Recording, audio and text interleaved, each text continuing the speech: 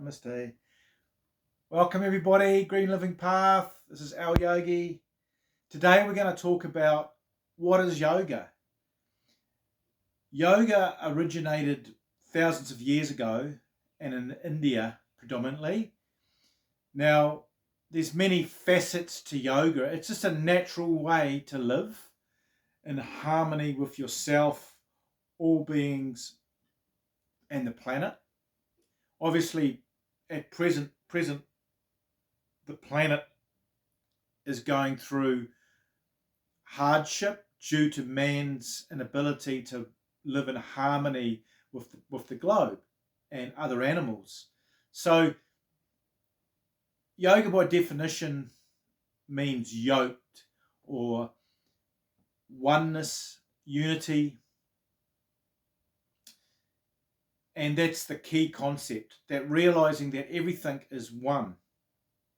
So when you have this consciousness, expanding your consciousness each day by meditating, doing asanas, pranayama, breathing,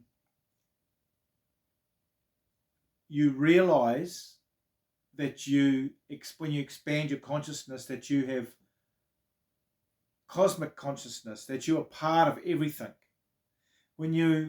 Every day you're growing your consciousness, and when you realize that in the quantum field we are part of everything, yoked, oneness, as yoga in Sanskrit is, then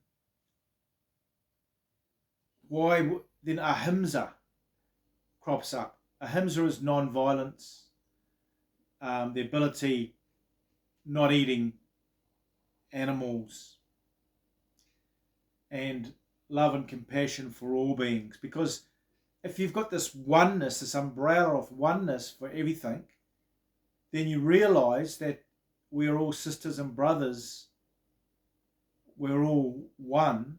So why would you want to hurt your sister or brother?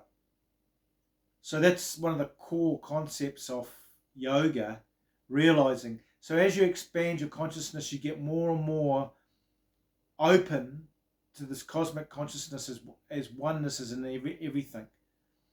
And this is the key to unlocking the door to growing yourself. So it's a natural progression, yoga.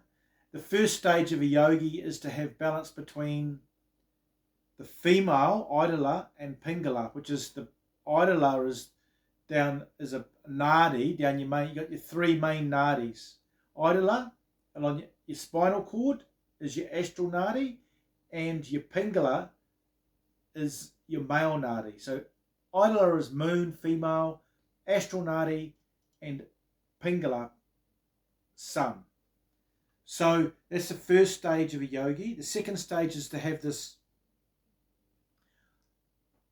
oneness with all beings, oneness with the universe. And then the third stage is direct. This is when the astral nadi, you go from duality, into alignment, one with the astral nadi, the main nadi, which is up your spinal cord, the high frequency path that goes up your spinal cord, which is aligned with all your chakras.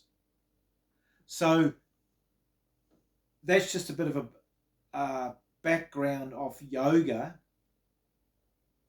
So as you develop yourself and see the oneness in things drop off you. You no longer want to eat a lot of meat. You're vegetarian predominantly. You see everything as brothers and sisters. You've got unconditional love.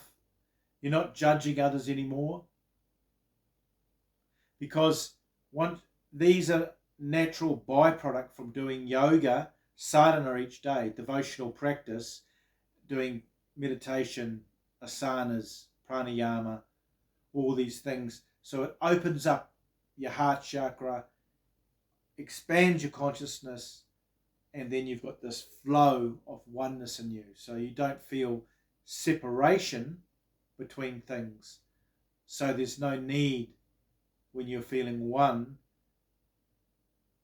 to hurt anyone or judge anyone, because everything is one. So yoga is a natural way of living this life, because you can have $20 million, but you can still be unhappy. You can have no money and be joyful and happy. It's your inner state, your consciousness, that is the true essence of how to live. Because if everybody had developed their inner self and their consciousness each day, then the world would transform and be a totally different place. It's not transforming our external, getting the nice car, the nice house, which is fine. That's part of the abundance, which we are. Spiritual abundance, financial abundance, relationship abundance, mental abundance, physical abundance, and also the law of oneness, which underpins everything. There's nothing wrong with being like that. But that doesn't necessarily mean that you're going to be happy. You can be happy with things or without things because of the inner state that resides in you. And if you constantly look at lifting your vibration each day, then what happens is your world begins to open up and transform. You begin to open up and transform. Things align with you. You become in flow state. You become happier, fitter, more grateful, non-judgmental, more loving, more living in harmony with the earth, all animals, all beings. And you enjoy simple things in your life. You enjoy great things in your life.